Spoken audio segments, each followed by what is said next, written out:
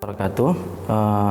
Kembali lagi di mata kuliah Multimedia dan Teknologi Pembelajaran bersama saya Amr Sujud ST. Kali ini kita akan membahas tentang pengantar multimedia. Seperti kita ketahui bahwa multimedia ini perannya sangat penting, apalagi pasca pandemi.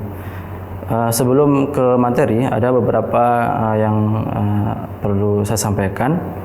Jadi mahasiswa sekalian, sebagai seorang guru, jadi Anda semua harus mengikuti perkembangan zaman, khususnya di bidang teknologi. Ada beberapa tuntutan yang harus Anda kuasai, ya, skill yang pelajari dalam menjalani profesi sebagai seorang guru. Pasca pandemi ini teknologi begitu melekat dalam proses pembelajaran, ya, salah satu dengan e-learning. Mungkin dulu sebelum pandemi kita sedikit asing atau bahkan terlihat spesial bahwa pembelajaran e-learning itu sangat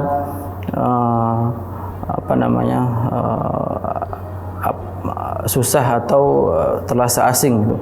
Cuman setelah pandemi seperti ini kita semakin terbiasa dan hari-hari kita bahkan selalu berkaitan dengan e-learning. Maka dari itu ada beberapa skill yang perlu Anda kuasai dalam proses pembelajaran. Oke, tujuan perkuliahan ini yang pertama, mahasiswa itu diharapkan mempunyai pemahaman tentang konsep dalam multimedia serta komponen-komponen pembangunan multimedia. Nah, definisi multimedia menurut para ahli, ya, di sini ada komik. Yang pertama, multimedia adalah kombinasi dari 3 elemen. Yang pertama suara, gambar, kemudian teks. Sedangkan menurut KBBI sendiri, multimedia adalah penyediaan informasi pada komputer yang menggunakan suara, grafika, dan animasi, kemudian teks. Kemudian apa sebenarnya multimedia itu sendiri?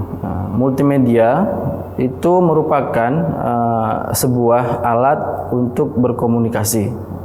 Multimedia juga merupakan sebuah alat yang dapat menciptakan presentasi yang dinamis dan interaktif yang mengkombinasikan teks, grafik, animasi, audio, dan video.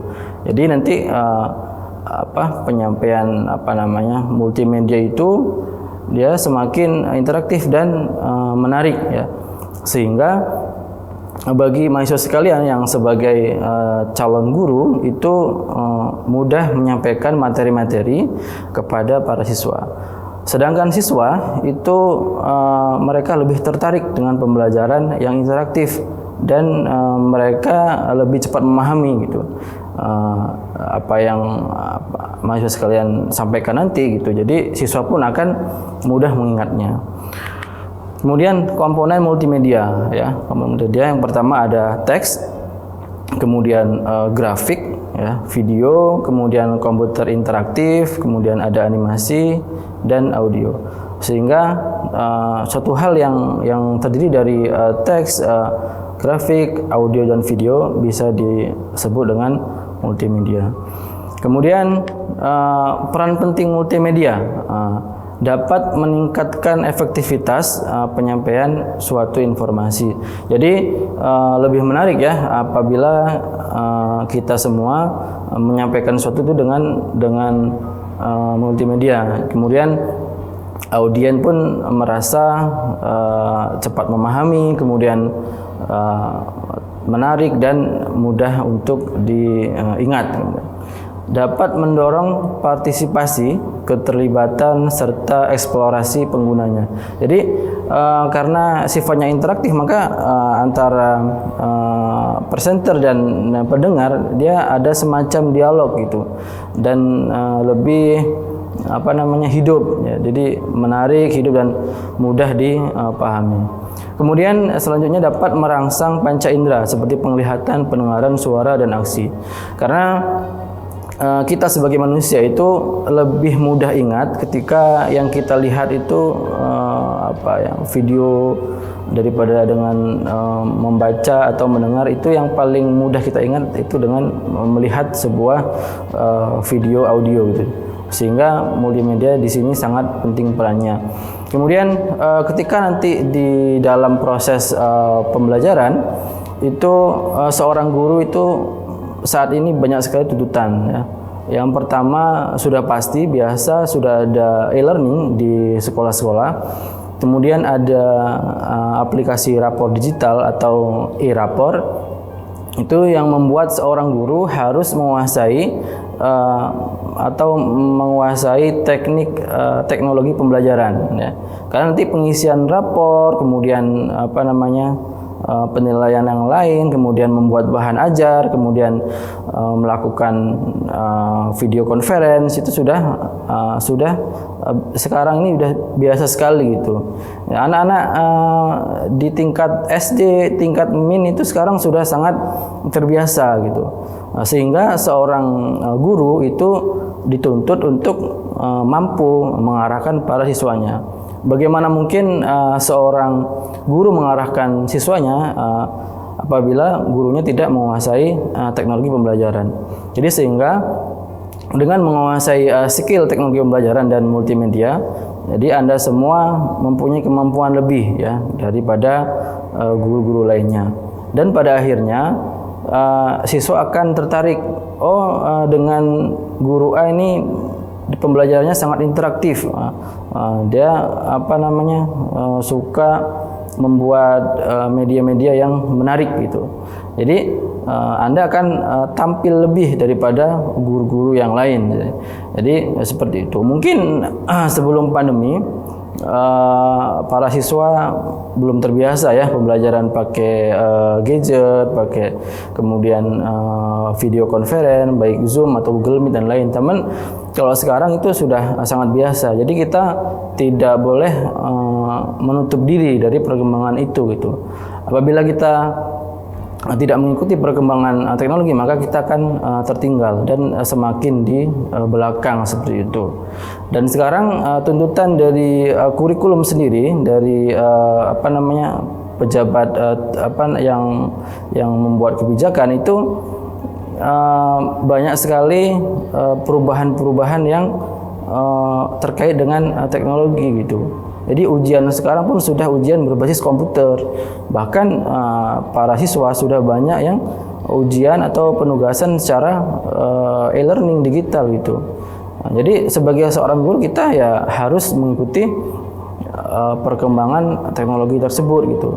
Jadi itu realita di lapangan saat ini. Dan kita kita tidak tahu apa yang akan terjadi atau kemajuan seperti apa yang akan terjadi 2 atau 3 tahun ke depan. Yang jelas ini semua akan terus berjalan dan pasti kita harus mengikuti perkembangan teknologi seperti ini. Sehingga diharapkan dengan penguasaan materi multimedia ini, jadi Anda semua bisa menciptakan sebuah media pembelajaran, baik itu video, animasi dan semacam game game edukasi seperti itu. Jadi Anda